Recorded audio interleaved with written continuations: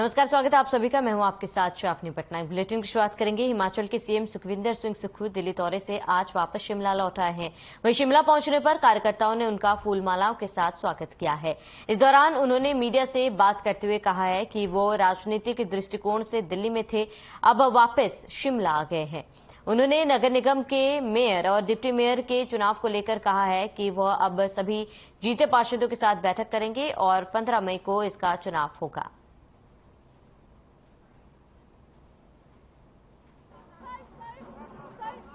दिल्ली में कुछ स्पेशल नहीं था। राजनीतिक दृष्टिकोण से दिल्ली में गए थे और दिल्ली में दौरा करके वापस आ गए। काउंसलरों की राय लेने के बाद जो मेयर और डिप्टी मेयर का चुनाव किया जाएगा और 15 तारीख को मेयर और डिप्टी मेयर का चुनाव किया जाएगा। निश्चित तौर पर जो लोगों ने वहाँ कर्नाटका के लोगों ने मन बनाया है, उन रुझानों से ऐसा पता लगता है कि वो बदलाव के मूड में और कांग्रेस को सत्ता में लाना चाहते हैं। 4 साल से भारतीय जनता पार्टी की जो सरकार वहां थी उससे वो खुश नजर नहीं आए। महंगाई वहां आसमान छू रही थी, बेरोजगारी की दर बहुत तेजी से बढ़ रही थी, 40,000 सरकारी पदों में भी वो नियुक्तियां नहीं कर सके। तो जो लोगों की बातचीत से और लोगों से मिलकर और रैली में जो जोश नजर आ रहा था, उससे ऐसा प्रतीत होता है कि कर्नाटका में कांग्रेस की सरकार बनेगी।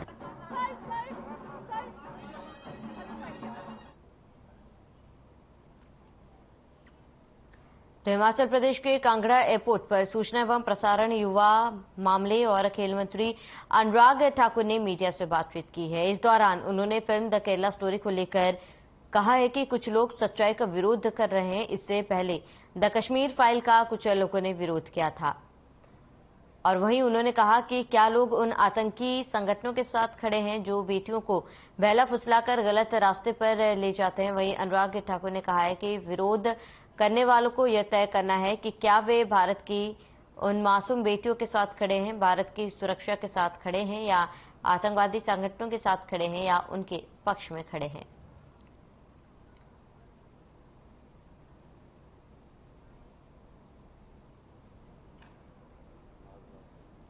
देखिए, मैं किसी राज्य को नहीं कहता कि आप टैक्स फ्री करें, लेकिन इतना जरूर कहूंगा राज्यों से कम प्रतिबंध ना लगाएं। ये जो अधिकार है फिल्म देखने का और एक सच्चाई को जन जन तक पहुंचाने का, कुछ लोगों ने विरोध किया था पहले कश्मीर फाइल्स का, और वही लोग अब विरोध करते हैं द केरला स्टोरी का। आखिरकार क्या ये लोग उन आतंकी संगठनों के साथ खड़े हैं जो ऐसे बेटियों को बहलाकर फुसलाकर गलत रास्ते पर लेकर जाते हैं?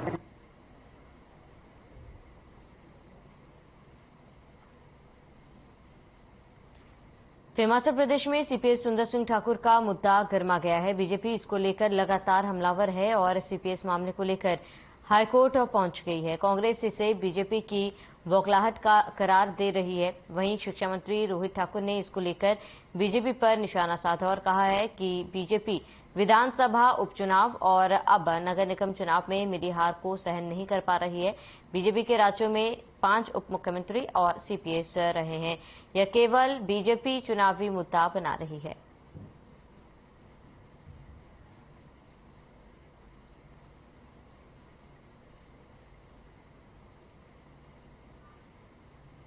मेरा तो यही मानना है कि अपनी चुनावी हार के बाद, चाहे 2022 की थी, चाहे नगर निगम की थी, उसको बचा नहीं रहे हैं। अब डिप्टी सीएम इनकी अपनी सरकारों में भारतीय जनता पार्टी के स्टेटों में है।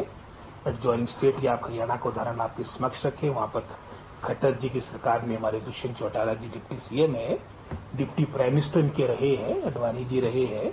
डिप्टी सीएम इनके एक नहीं कोई 4-5 स्टेटों में आपको देखने को मिले। ये तो सारा मैं समझता हूं एक पॉलिटिकल इन्होंने एक मुद्दा बनाने की बात कही है और सारी स्थिति आपके समक्ष शीघ्र आ जाएगी।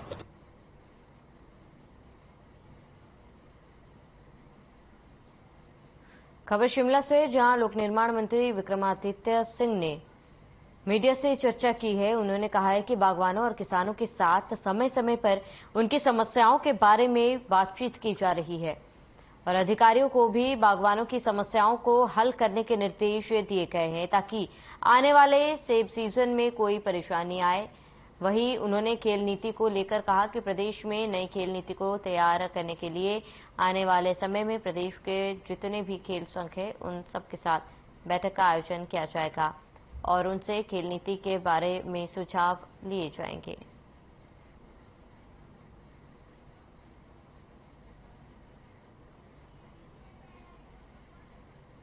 देखिए, मैं सरकार का हिस्सा हूं और I am rock solid with the honourable chief minister and all my cabinet colleagues. ये बात किसी राजनीतिक दृष्टि से नहीं करी है और मैं ये बात आज नहीं, विपक्ष में भी रहते हुए हमने जो बात करी है, मैं उनमें से नहीं हूं जिनकी भाषा विपक्ष में कुछ और हो और सरकार में आके बदल जाए। जो मैं कहता हूं बड़े स्पष्ट संदेश से कहता हूं। मैंने सिर्फ इस कॉन्टेक्स्ट में ये बात करी है कि मैं किसी भी पद को केवल लोगों की सेवा करने का एक जरिया देखा।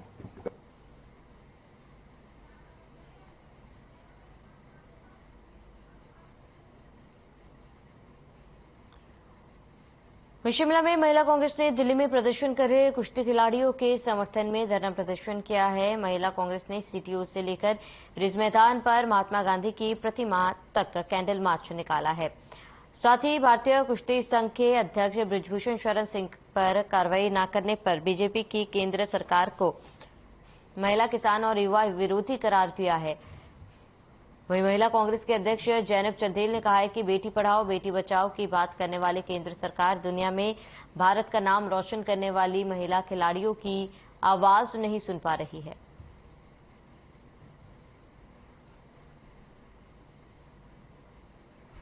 कैंडल मार्च हमें इसलिए करना पड़ रहा है जो केंद्र में महिला विरोधी, किसान विरोधी, युवा विरोधी, हर वर्ग विरोधी जो सरकार केंद्र में बैठी हुई है।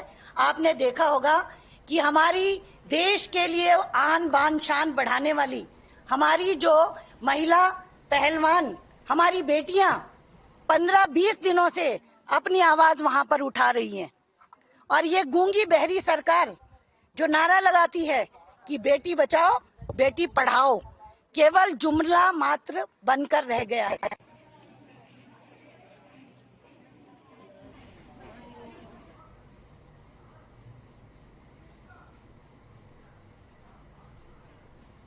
प्रदेश में इस साल लोगों को मौसम के कड़े तेवर से निजात नहीं मिल पा रहा है। मई महीने में जहां हर साल सूर्यदेव के गर्म मिजाज देखने को मिलता है, वहीं इस साल पूरे हिमाचल में बारिश का दौर लगातार जारी है।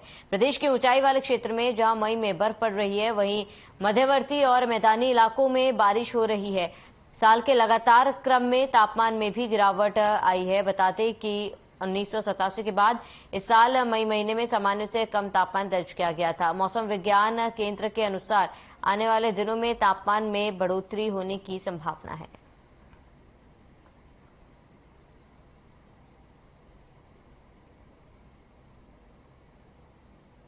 मौसम की बात करें तो पिछले 24 घंटों में शिमला की नॉर्थ चंबा में हल्की बारिश रिपोर्ट की है कुछ एक स्थानों में। और आगामी 5 दिनों की फोरकास्ट की बात करें तो देखिए 10, 11, 12 तारीख को प्रदेश में जो मौसम है साफ रहेगा।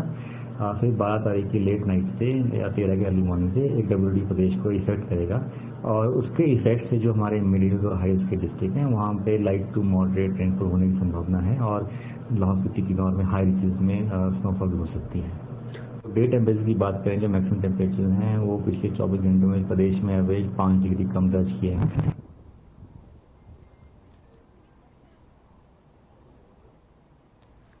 तो हिमाचल प्रदेश तकनीकी शिक्षा बोर्ड ने फीस जमा नहीं होने पर पैट लीट के 347 ऑनलाइन आवेदन रिजेक्ट कर दिए हैं, जिसमें पैट के 212 और लीट के 136 आवेदन शामिल है। अब दोनों ही परीक्षाओं में करीब 7,500 अभ्यर्थी बैठेंगे, जिसमें 4,950 अभ्यर्थी पैट और 2,529 अभ्यर्थी लीट के हैं। पैट के लिए 34 और लीट के लिए 14 परीक्षा केंद्र का सृजन किया गया। वहीं तकनीकी शिक्षा बोर्ड सचिव RK शर्मा ने कहा है कि करीब 7,500 अभ्यर्थी पैट और लीट की परीक्षा देंगे। बोर्ड ने फीस जमा नहीं करवाने पर पैट के 212 आवेदन और लीट के 134 आवेदन रद्द कर दिए हैं।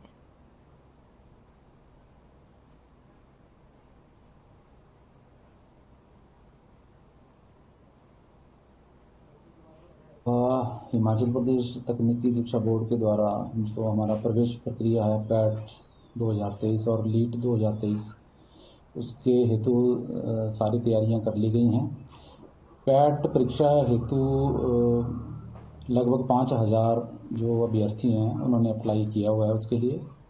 और लेटरल एंट्री जो हमारा टेस्ट होगा, प्रवेश प्रक्रिया होगी, उसके लिए हमारे 2529 जो है वो अभ्यर्थियों ने अप्लाई किया हुआ है उसमें।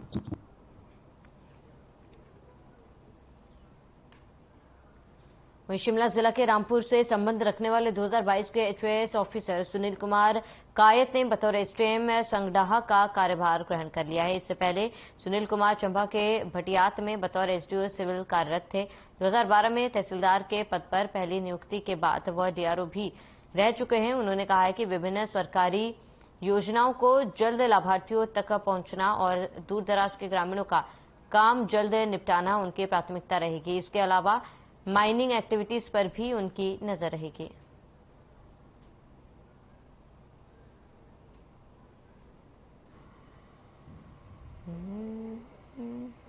का HOAS अधिकारी हूं और इससे पहले मैं एसडीएम भटियात चंबा में पोस्टेड था और उससे पहले 2.5 साल में डीआरओ चंबा था और 10 साल में तहसीलदार रहा।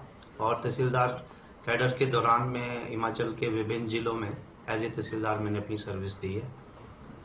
और अब मैं इस सब डिवीजन को ज्वाइन करके जो हमारी मेन मुझे जो प्राथमिकताएं नजर आ रही हैं, जो हमारी सरकार की जितनी भी स्कीम्स हैं, धरातल पर उन स्कीम का लोगों को जितना ज्यादा फायदा होना है उसके लिए हमें काम करना है और उसके लिए हम कृत संकल्प।